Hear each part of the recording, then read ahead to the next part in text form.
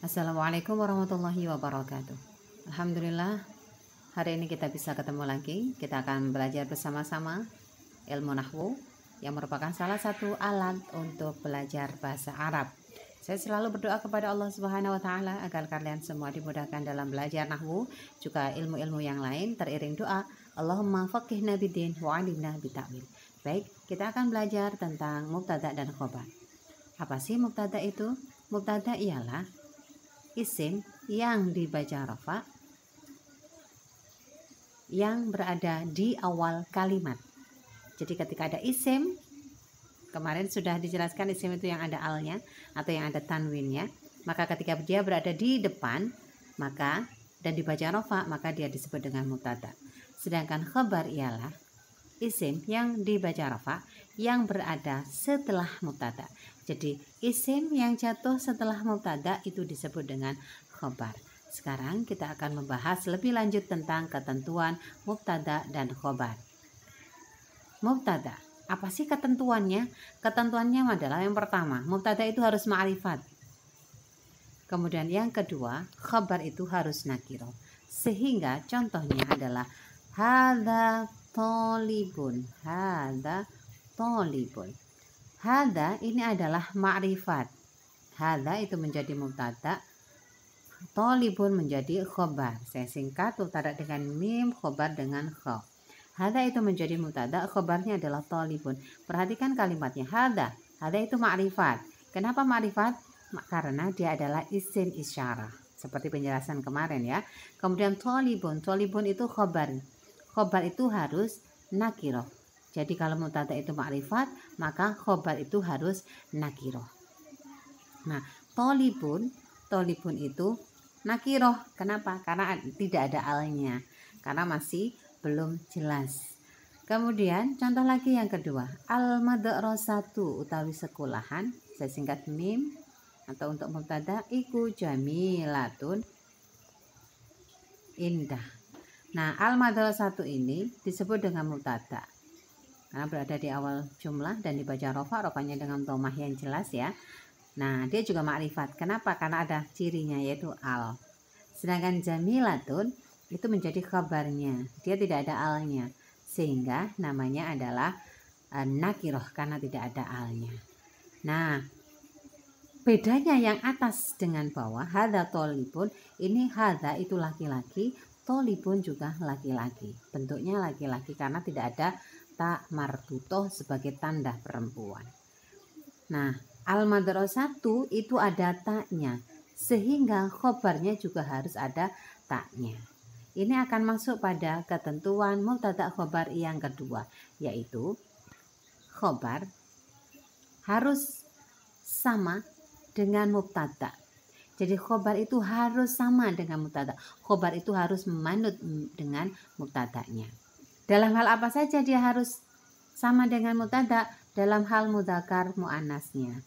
Makanya kalau tadi contoh hadza tolibun dengan al-madrasatu jamilatun itu adalah contoh dari khobar yang harus sama dengan mubtadanya.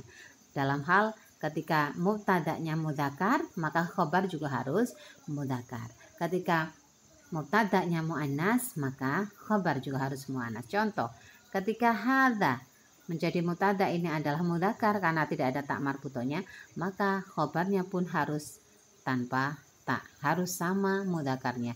Hadza muwaddafun. Sekarang kalau diganti hadhihi yang menunjukkan arti ini perempuan, ini untuk perempuan maka harus ditambahi tak marbutoh. Hadhihi muwaddafatun. Jadi sama. Kemudian yang kedua, khobar itu harus sama dengan mubtada dalam mufrad, tasniyah sama jamaknya. Jadi ketika mufrad mubtadanya, maka khobarnya pun harus mufrad. Contohnya huwa. Huwa itu artinya satu, dia satu. Iku tolibun. Khobarnya harus mufrad juga. Ketika tasniyah huma misalnya, maka menjadi tolibani. Karena tasniyah isim yang menunjukkan arti dua dengan tambahan ani atau alif nun di belakang. Ketika jamak hum, maka menjadi tulabun.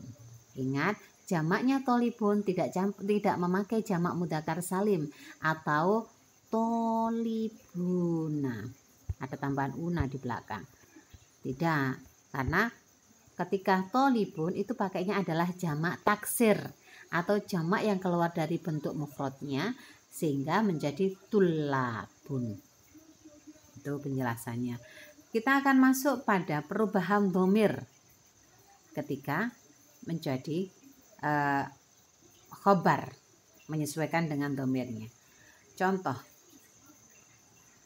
huwa, untuk huwa,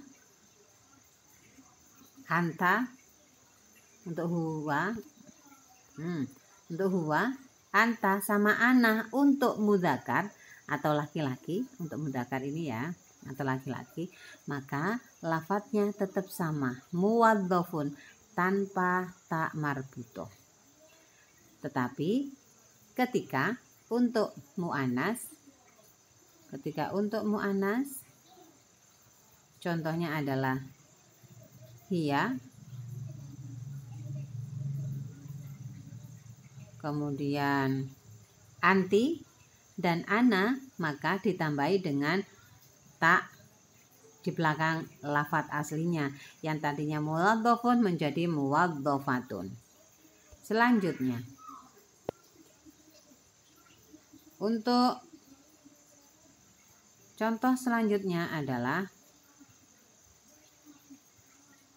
mudzakkar huma sama antuma untuk laki-laki, huma, antuma, laki-laki, maka belakangnya ditambahi ani. Yang tadinya muwadzafun maka ditambahi ani menjadi muwadzafani. Itu kalau untuk mudzakkar atau laki-laki. Bagaimana dengan muannas? Kalau untuk muannas maka tambahannya adalah untuk huma sama antuma yang berarti dua, tambahannya adalah tani. Jadi tambahnya tani. Yang tadinya muwadzafun ditambahi tani, muwadzafatani, gitu.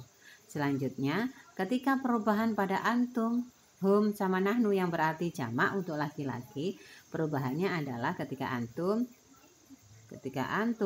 hum sama nahnu untuk mudzakkar atau laki-laki, maka ditambahi una.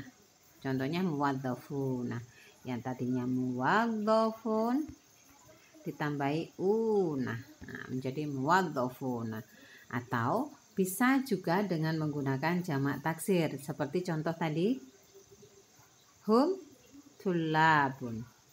Seperti contoh yang tadi ya, ini pakai jamak taksir, boleh. Sedangkan untuk hunna, antuna sama nahnu yang ketika muannas atau perempuan, maka tambahannya adalah ati atau atu. Yang tadinya muwadzafun maka ditambahi ati, muwadzafati atau muwadzafatu. Yang tadinya muslimun menjadi muslimati atau muslimatu. Nah, alhamdulillah kita sudah menyelesaikan pembahasan tentang mubtada dan khabar. Juga perubahan-perubahan ketika dhamirnya berubah. Semoga bermanfaat.